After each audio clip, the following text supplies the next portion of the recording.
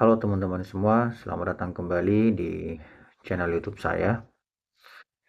Pada kesempatan kali ini, saya akan membicarakan sebuah argumen teistik yang disebut dengan argumen dari akal, argumen dari nalar, atau argumen from reason. Ya, argumen ini tuh intinya mengatakan kayak gini, kalau otak kita, ya, nalar kita itu hanyalah produk buta dari hasil seleksi alam dan juga mutasi genetik yang bersifat buta, tidak terarah, ya, tidak dikendalikan, maka ya untuk alasan apa kita bisa percaya pada otak kita atau nalar kita gitu. Kalau otak kita hanyalah kumpulan dari atom-atom dan sel-sel dan sinapsis-sinapsis dan sebagainya, ya untuk alasan apa kita bisa percaya pada penalaran kita gitu. Ya bentuk paling modernnya adalah Alvin Plantinga ya, dari Alvin Plantinga yang dengan evolutionary argument against naturalismnya gitu ya. Di mana dia mengatakan bahwa kalau evolusi itu benar, maka naturalisme itu salah gitu. Dan kalau naturalisme benar, maka evolusi itu salah gitu. Jadi kayak eh, naturalisme dan evolusi itu dua hal yang nggak bisa didamaikan gitu loh. Karena kalau evolusi itu benar, ya, di mana produk otak kita ya, nalar kita, akal budi kita, itu hanyalah produk dari mutasi genetik dan juga seleksi alam yang bersifat buta, tak terarah, kayak gitu. Maka ya eh, tidak ada alasan apapun bagi kita untuk percaya pada nalar kita gitu loh. Sebaliknya juga gitu, kalau naturalisme benar, maka ya eh, otak kita atau nalar kita itu tidak dapat diandalkan karena dia hanyalah produk buta dan tidak terarah dari evolusi gitu. Otak kita atau nalar kita tuh hanyalah kumpulan dari sinapsis-sinapsis atom-atom yang saling berinteraksi gitu ya.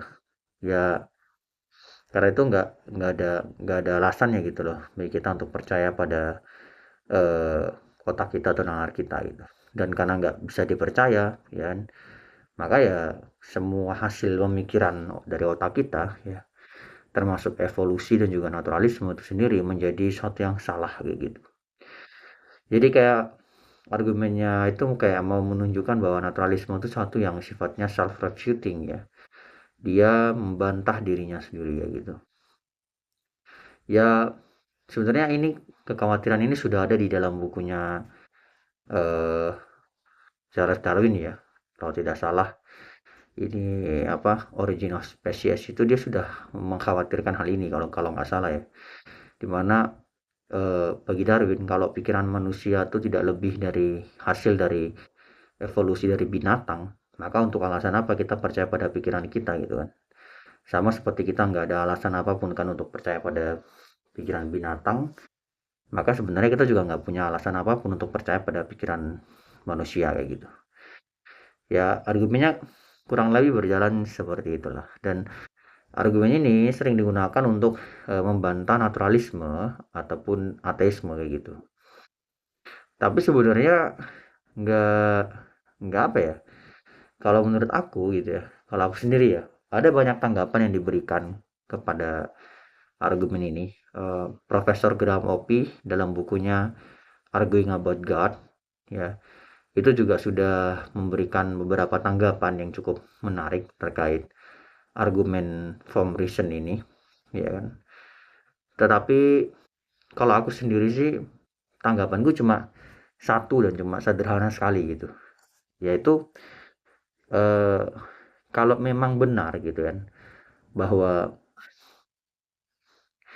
otak manusia atau nalar manusia itu adalah sesuatu yang dirancang, ya seharusnya dan karena itu dapat diandalkan ya. Karena itu poin daripada argumen from reason gitu kan. Argumen dari akal itu. Mereka mau mengatakan bahwa eh, agar akal manusia dapat diandalkan, ya berarti akal manusia itu haruslah sesuatu yang sejak awal dirancang gitu loh. Ada perancang yang merancang akal kita gitu. Ada perancang yang merancang nalar kita. Yang perancangnya itu sendiri rasional gitu kan. sehingga nalar kita tuh dapat diandalkan kayak gitu. Nah, tanggapanku sih sesimpel gini ya, kalaupun memang ada perancang yang rasional yang merancang nalar kita gitu ya, yang merancang eh, akal kita, reasoning kita gitu, kemampuan kita bernalar gitu. Eh, Kenapa perancang itu membutuhkan waktu yang berlangsung selama jutaan ya, bahkan miliaran tahun gitu, hanya untuk menghasilkan makhluk yang punya nalar yang dapat diandalkan kayak gitu.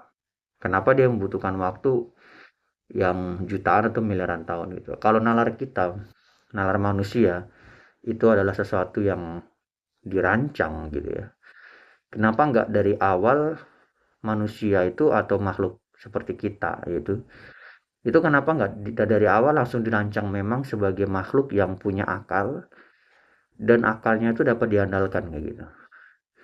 Kenapa harus menggunakan mekanisme mutasi genetik dan seleksi alam yang berlangsung selama jutaan bahkan miliaran tahun hanya untuk menghasilkan makhluk yang punya akal dan akalnya itu dapat diandalkan gitu. Why gitu.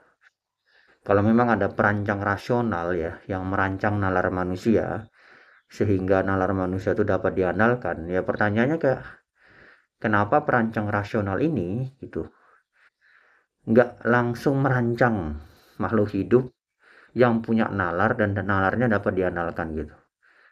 Kenapa nggak dari awal langsung kayak gitu aja gitu? Kenapa dia membutuhkan waktu yang jutaan bahkan miliaran tahun eh, hanya untuk menghasilkan makhluk yang punya nalar dan punya akal yang dapat diandalkan kayak gitu?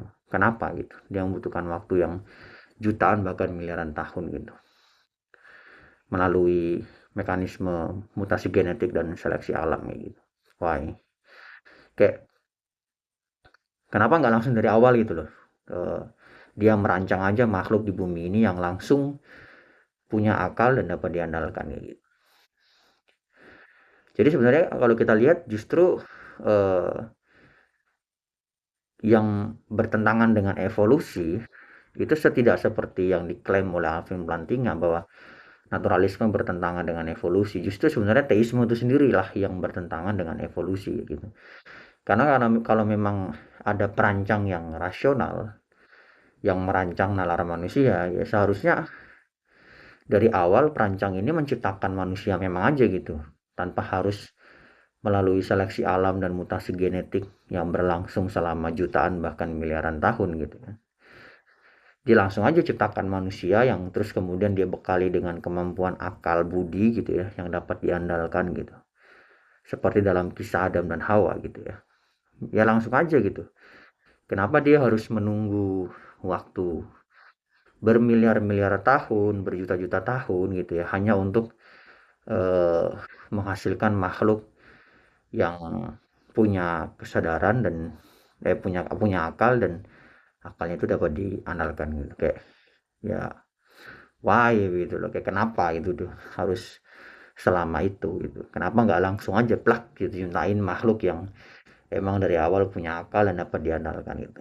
Jadi ya kalau kita lihat sebenarnya yang bertentangan dengan evolusi itu bukanlah naturalisme gitu, itu adalah teisme gitu. Justru fakta bahwa dibutuhkan waktu yang sangat lama gitu ya, bahwa dibutuhkan waktu yang sangat lama agar menghasilkan makhluk yang punya akal budi gitu ya, dan akal budinya itu dapat diandalkan, itu justru menunjukkan bahwa peranan Tuhan itu hampir-hampir satu yang minim gitu ya. Dan ini sebenarnya pertanyaan yang umum bagi teisme evolusionis gitu loh, yang mereka yang percaya pada keberadaan Tuhan dan percaya pada keberadaan evolusi gitu. Kayak pertanyaannya kayak gitu kayak kalau memang Tuhan itu ada dan dia dan evolusi itu benar gitu. Kenapa Tuhan menggunakan mekanisme evolusi yang berlangsung jutaan dan miliaran tahun gitu hanya untuk menciptakan makhluk seperti kita saat ini gitu. Dan itu justru menimbulkan problem kemana-mana gitu ya kayak akhirnya menimbulkan problem animal suffering misalnya penderitaan pada hewan gitu kalau emang Tuhan ada dan evolusi itu benar gitu ya. Eh, Mengapa Tuhan menggunakan mekanisme seleksi alam yang begitu brutal ya, di mana 99% gitu ya populasi spesies yang pernah ada di bumi ini tuh punah begitu. Why gitu? Kenapa kenapa gitu Tuhan membiarkan hal seperti itu gitu? Kenapa dia menggunakan seleksi alam yang begitu kejam dan brutal hanya untuk menghasilkan makhluk seperti kita gitu? Kalau emang benar gitu. Jadi kayak justru seperti yang dikatakan oleh Profesor Gramop ya, eh, teisme itu justru lebih rumit karena dia lebih kompleks jawabannya, tidak parsimoni gitu. Sedangkan naturalisme di sisi lain mengatakan ya fakta bahwa dibutuhkan waktu miliaran tahun bahkan jutaan bahkan miliaran tahun gitu ya untuk menciptakan individu yang punya akal dan dapat diandalkan, itu justru menunjukkan bahwa evolusi itu sepenuhnya tidak dibimbing oleh sesuatu yang bersifat supranatural, dan karena itu dia nggak perlu ada campur tangan ilahi dan sebagainya gitu. Itu semua sifatnya benar-benar berdasarkan mutasi genetik yang acak dan seleksi alam aja gitu. Ya, justru naturalisme lebih sederhana gitu, memberikan penawaran penjelasan yang lebih sederhana daripada teisme. Dan alasan kenapa nalar kita dapat diandalkan ya karena secara kebetulan saja gitu. Nalar kita dapat diandalkan karena dia bekerja di dunia sehari-hari melalui mekanisme alam yang bersifat trial and error gitu ya, sehingga akhirnya ya eh, nalar kita secara kebetulan dapat diandalkan aja gitu ya, sesederhana itu gitu loh. Kalau dibawa menggunakan Tuhan lagi maka muncul pertanyaan kayak tadi gitu, kenapa Tuhan harus menggunakan mekanisme alam yang begitu kejam kejam dan juga brutal gitu ya, hanya untuk menghasilkan makhluk yang punya akal yang dapat diandalkan gitu. Kenapa nggak dari awal langsung ngedesain aja gitu makhluk yang punya akal dan dapat diandalkan gitu akalnya gitu. Ya ini tanggapanku sih terhadap argumen from reasoning ya.